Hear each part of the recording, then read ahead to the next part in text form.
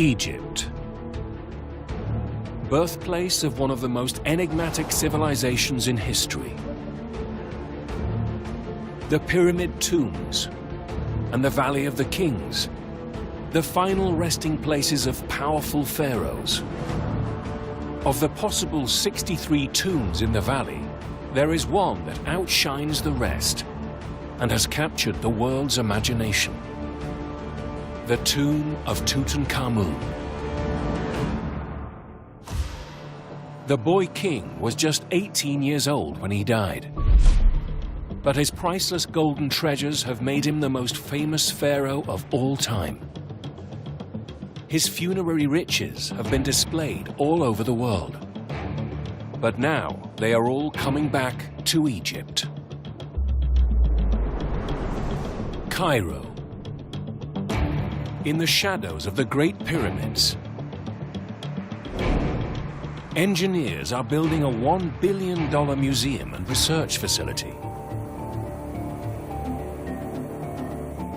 The Grand Egyptian Museum will house all Tutankhamun's 5,000 treasures in one place for the first time in 100 years. One of the centerpieces of the museum will be Tutankhamun's golden coffin.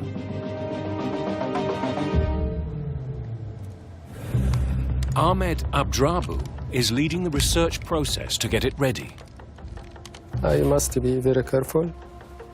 One of the big challenge for me to be responsible for the restoration of one of the masterpieces of Tutankhamun collection. The coffin was one of many priceless treasures found in Tutankhamun's tomb. When Howard Carter's team opened the tomb in November 1922, they discovered a wealth of treasures and gifts the king would need in the afterlife.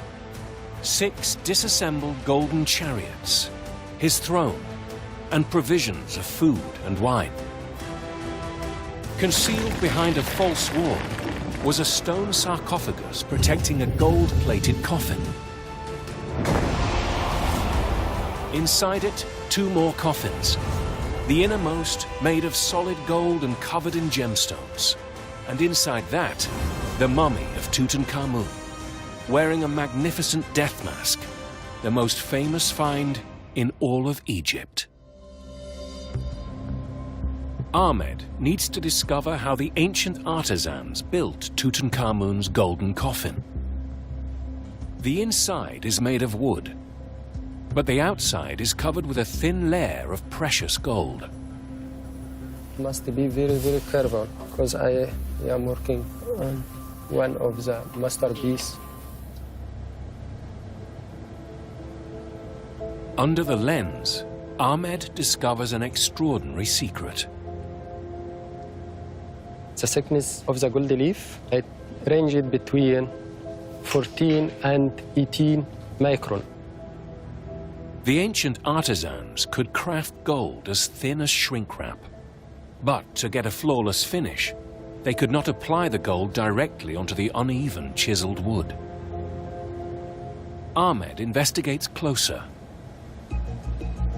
and finds a mystery layer between the gold and the wood. This is for the first time to see this. Ahmed finds a 3,300-year-old secret, known only to the top craftsmen closest to the king. This textile layer, I think it is linen.